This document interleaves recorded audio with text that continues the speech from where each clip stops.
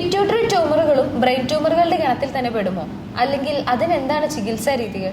Pituitary ഒരു ഗ്രന്ഥിയാണെങ്കിലും ബ്രെയിനിൻ്റെ ഒരു extension പോലെ വരുന്നതുകൊണ്ട് പലപ്പോഴും പിറ്റ്യൂട്ടറി ട്യൂമറുകളും നമ്മൾ ബ്രെയിൻ ട്യൂമറുകൾ പോലെ തന്നെ അതിൻ്റെ ഗണത്തിലൊക്കെ പെടുത്തി തന്നെ സംസാരിക്കാറുണ്ട്. പിറ്റ്യൂട്ടറി ട്യൂമർ രണ്ട് തരത്തിലുണ്ട്. ക്യാൻസറസ് ടൈപ്പ് ഉണ്ട്, ക്യാൻസറസ് അല്ലാത്ത ടൈപ്പ് ഉണ്ട്. ഈ ക്യാൻസറസ് അല്ലാത്ത ടൈപ്പുകൾ രണ്ട് ടൈപ്പിൽ തന്നെ ഹോർമോൺ ഉണ്ടാക്കുന്ന ട്യൂമറുകളുമുണ്ട്, ഹോർമോൺ ഉണ്ടാക്കാത്ത ട്യൂമറുകളുമുണ്ട്. അതിൽ തന്നെ പ്രൊലാക്റ്റിൻ ഉണ്ടാക്കുന്ന ട്യൂമറുകളുണ്ട്. പ്രൊലാക്റ്റിൻ ഉണ്ടാക്കുന്ന ട്യൂമറുകൾക്ക് പൊതുവേ നമുക്ക് മരുന്ന് കൊടുത്ത് ചികിത്സിക്കാവുന്ന അസുഖമാണ്. പ്രൊലാക്റ്റിനോമ എന്ന് പറയും. പ്രൊലാക്റ്റിനോമ മരുന്ന് കൊടുത്ത് ചുരുങ്ങിപ്പോകാൻ സാധ്യതയുള്ള ട്യൂമറാണ്. അല്ലാത്ത പിറ്റ്യൂട്ടറി ട്യൂമറുകൾ, പിറ്റ്യൂട്ടറി ഇരിക്കുന്ന ഒരു ചെറിയ ഒരു ഫോസയുണ്ട്, പിറ്റ്യൂട്ടറി ഫോസ. അതിന് പുറത്തേക്ക് വളരുകയോ അത് കണ്ണിലേക്ക് പോകുന്ന ഞരമ്പുകളെ കംപ്രസ് ചെയ്യുകയോ അല്ലെങ്കിൽ അതിനകത്തുനിന്ന് ഉണ്ടാക്കുന്ന ഹോർമോൺസ് മൂലം അത് ശരീരത്തിൻ്റെ മൊത്തം ഫംഗ്ഷനെ താളം തെറ്റിക്കുന്ന സിറ്റുവേഷൻ ഉണ്ടെങ്കിൽ അങ്ങനെയുള്ള കാര്യങ്ങൾക്കാണ് നമ്മൾ ഈ പിറ്റ്യൂട്ടറി സർജറി ചെയ്യേണ്ടി വരുന്നത്. പിറ്റ്യൂട്ടറി ട്യൂമറിൽ സർജറി ചെയ്യേണ്ടി വരുന്നത്.